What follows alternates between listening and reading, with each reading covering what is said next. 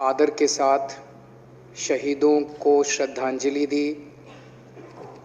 भगत सिंह जी, सुखदेव, राजगुरु, उन लोगों को कल के दिन फांसी दी गई थी। उन्होंने देश को आज़ाद कराने के लिए सबसे बड़ी शहादत दी।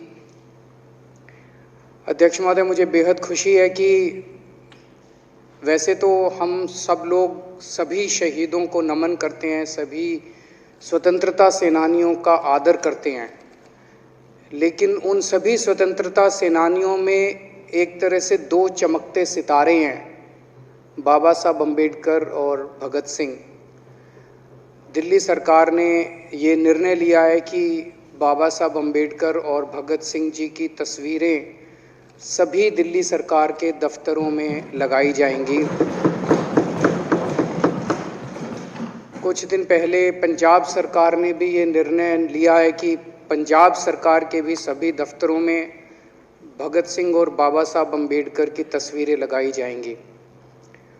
जब से ये ऐलान किया गया है, मैं तो सोच रहा था कि हमारे विपक्ष के साथी इसके ऊपर हमें बधाई देंगे, तारीफ करेंगे कि बहुत अच्छा निर्णय लिया गया। शुक्रिया।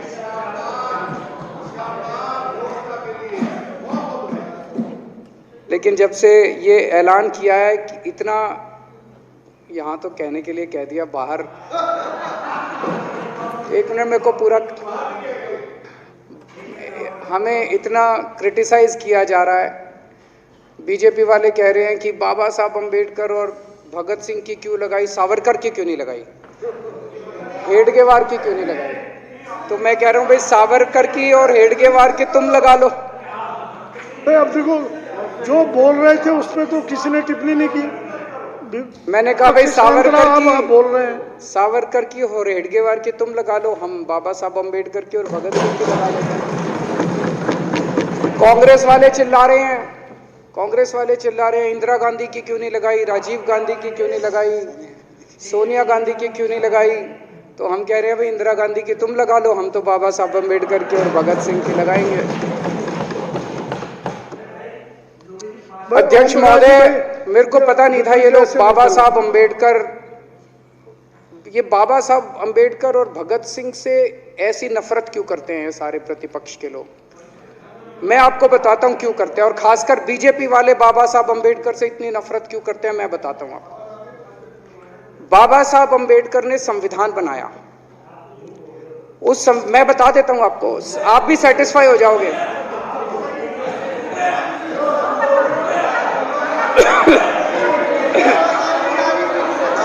सुन के चले जाना। बाबा साहब का नाम आपने काट दिया। बाबा साहब का नाम सुनते ही वॉकआउट कर गए। बाबा साहब का नाम भी नहीं सुनना चाहते। बाबा साहब अम्बेडकर का नाम सुनते ही सुन तो लो।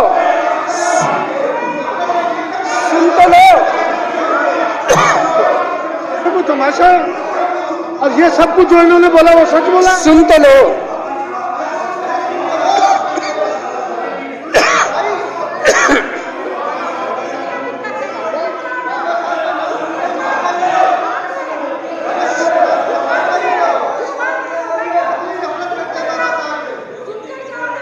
बाबा साहब अम्बेडकर ने, सदस्यों से प्रार्थना कर रहा हूं, अध्यक्ष महोदय, बाबा साहब अम्बेडकर ने, मुख्यमंत्री जी बोल रहे हैं, डिस्टर्ब ना करें प्लीज। नहीं, ये कोई तरीका। सत्य कौन बोल रहा था? सत्य क्या बिजुली जी ने बोला? सब आप बैठ जाइए। अब बाबा साहब अम्बेडकर ने देश का संविधान बनाया। संविधान में लिखा उन्होंने कि भारत के अंदर जनतंत्र होगा। इस जनतंत्र के अंदर चुनाव होंगे। चुनाव में जनता वोट डालेगी। वोट डाल के जनता अपनी सरकार चुनेगी।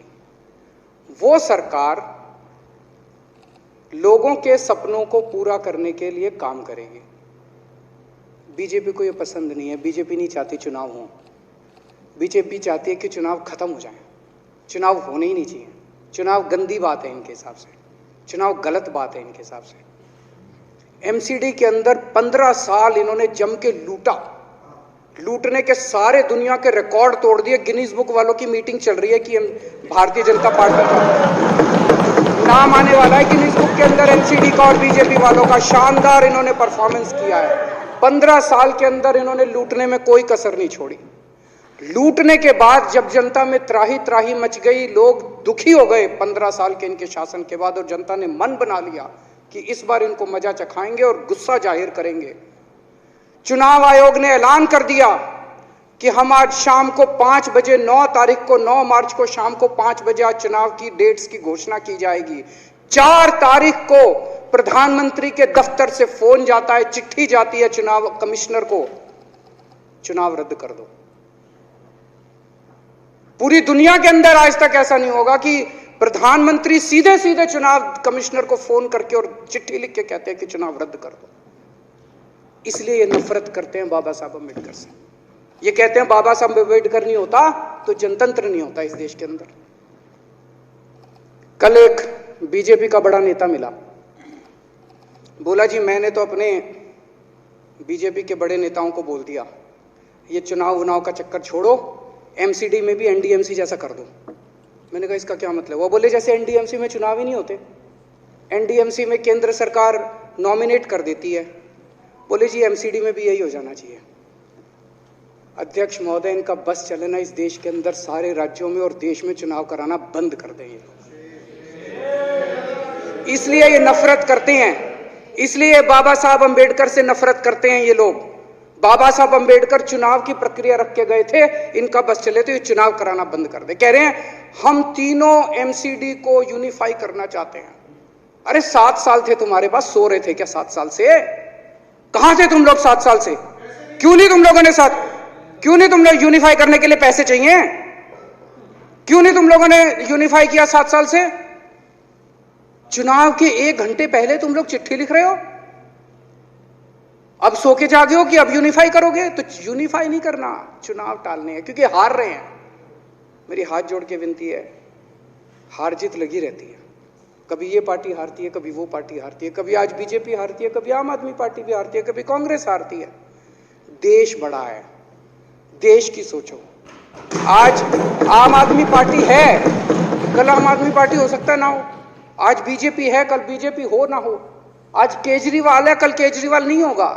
आज मोदी जी हैं, कल मोदी जी नहीं होंगे। कोई बड़ा नहीं है, देश बड़ा है, मुल्क बड़ा है, कौम बड़ी है, समाज बड़ा है।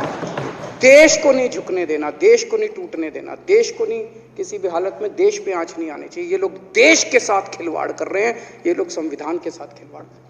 कह रहे हम यूनिफाई करना चाहते हैं। इन्होंने एक चिट्ठी लिख दी चुनाव आयोग को कि हम तीनों एमसीडी को यूनिफाई कर रहे हैं, इसलिए चुनाव टाल दो। चुनाव आयोग ने चुनाव टाल दिया।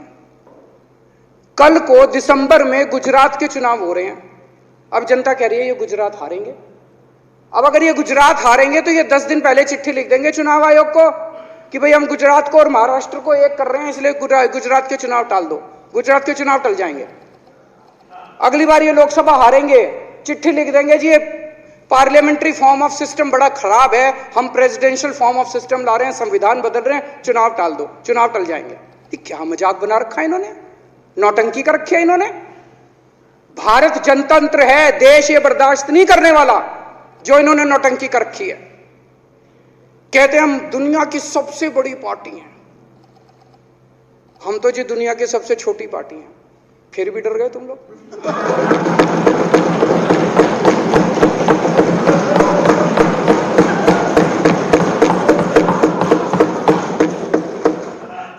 दुनिया की सबसे बड़ी पार्टी दुनिया की सबसे छोटी पार्टी से डर के भाग गई। क्या कायर हो यार।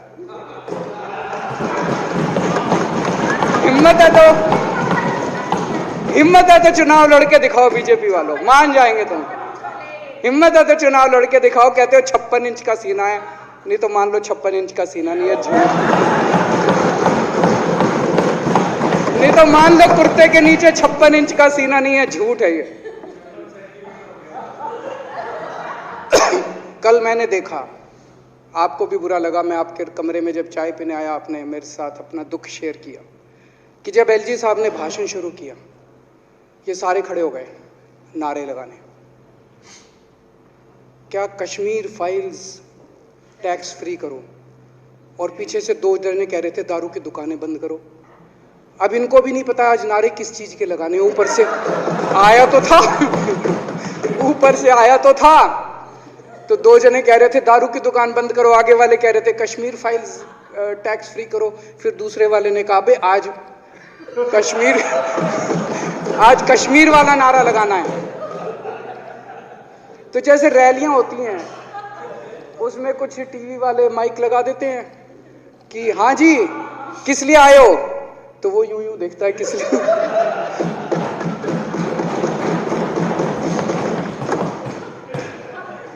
क्या हाल बना दिया इनका।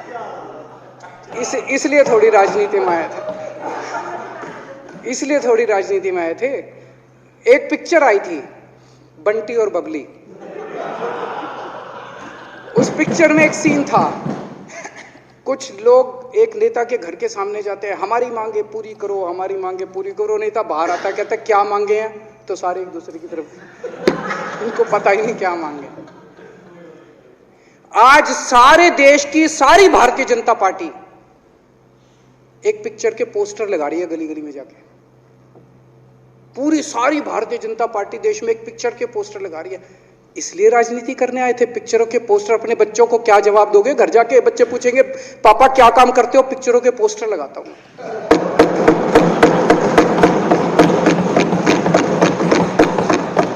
8 साल केंद्र सरकार चलाने के बाद अगर किसी देश के प्रधानमंत्री को विवेक अग्निहोत्री के चरणों में शरण लेनी पड़े तो इसका मतलब उस प्रधानमंत्री ने 8 साल में कोई काम नहीं किया, 8 साल खराब कर दिए। बताओ, विवेक अग्निहोत्री के चरणों में उनको शरण लेनी पड़ रही है, बचा लो बचा लो बचा लो।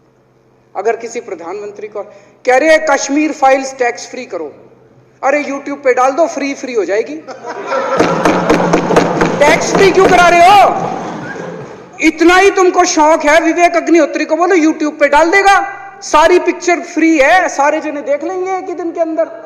टैक्स फ्री की क्या जरूरत है? यूट्यूब पे क्यों नहीं डाल? कल एक मैंने अखबार में पढ़ा, हरियाणा के अंदर एक भारतीय जनता पार्टी का ही एक एमएलए था, उसने कहा आज मैं पार्क के अंदर इसकी फ्री स्क्रीनिंग करूंगा। तुरंत विवेक अग्निहोत्री का ट्वीट आया खट्टर साहब के, खट्टर साहब देखो ये फ्री में कर रहा है, इसको बोलो टिकट लेके करेगा। भाई साहब, कश्मीरी पंडितों के नाम पे कुछ लोग करोड़ों करोड़ों रुपए कमा रहे हैं और तुम लोगों को पोस्टर लगाने का काम दे दिया। आंखें खोलो, क्या कर रहे हो तुम लोग? वो करोड़ों कमा गया, कश्मीरी पंडितों के नाम पे करोड़ों कमा गया और तुम लोग पोस्टर लगाते रह गए। क्या हाल बना दिया तुम लोगों का यार। आंखें खोलो तुम लोग।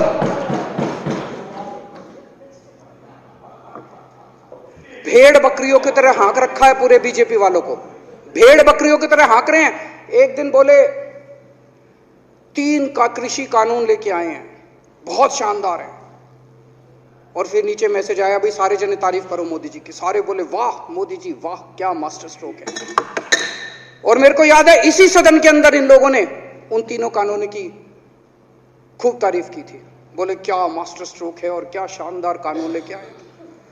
1 साल के बाद फिर आया भाई 3 कानून वापस ले लिए, बोलो फिर तारीफ करो मोदी जी की, भाई कानून बेकार थे मोदी जी। क्या इसी सदन के अंदर इन लोगों ने इतनी बेशर्मी, दिमाग पे ताला लगा रखा, इन्होंने कहा वाह मोदी जी वाह, क्या 3 कानून खराब थे आपने वापस ले लिया, देश को बचा लिया।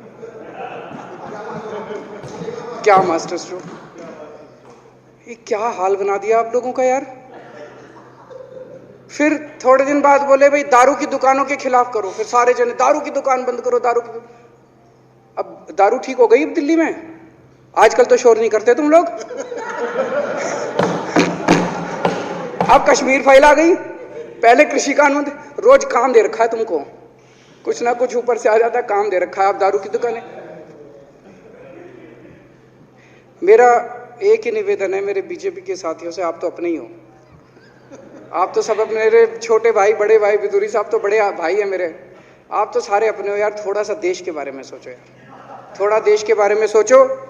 हिटलर भी जो था वो कम से कम अपने चमचों को नौकरी देता था, रोजगार देता था। इतिहास उठा के पढ़ो, उसने रोजगार तो दिया था। इन्होंने क्या दिया आपको? आपके बच्चों को नौकरी दी? आपके घर में कोई खाने पीने का इंतजाम करा? आपकी बिजली का इंतजाम करा? केजरीवाल काम आता है आपके भी घर की बिजली फ्री कर रखी है। दिल्ली के 12 लाख बच्चों को नौकरी दी है मैंने, स्कूल ठीक कर दिए, अस्पताल ठीक कर दिए। आपके घर में कोई बीमार हो, केजरीवाल दवाई पहुंचाता है, मोदी दवाई नहीं पहुंचाता। केजरीवाल काम आया। मैं बीजेपी के सारे कार्यकर्ताओं से कहना चाहता हूं, थोड़ा सा दिमाग खोलो। बीजेपी के सारे सपोर्टर्स को कहना चाहता हूं, थोड़ा सा दिमाग खोलो। ये भेड़ चाल बंद करो, भेड़ बकरियों की तरह हाँक रहे हैं ये आपको, ये सब बंद करो। दिमाग खोल के सारे जने बीजेपी छोड़ के आम आदमी पार्टी में आ जाओ।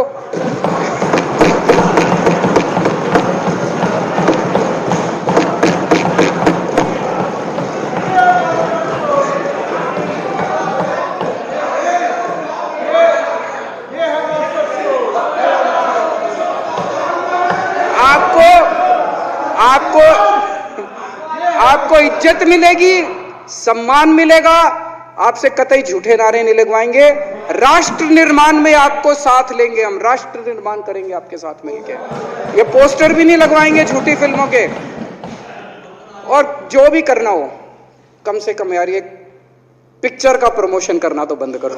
ये गंदे लगते हो तुम लोग, अच्छी शोभा नहीं देता आप लोगों को। यार आप अच्छे आदमी हो, कुछ करने आए थे राजनीति में, कहां पिक्चर के पोस्टर और प्रमोशन करने में लगा दिया। कल एलजी साहब की स्पीच पूरे देश ने सुनी। एलजी साहब को एक तरह से केंद्र सरकार का नुमाइंदा माना जाता है।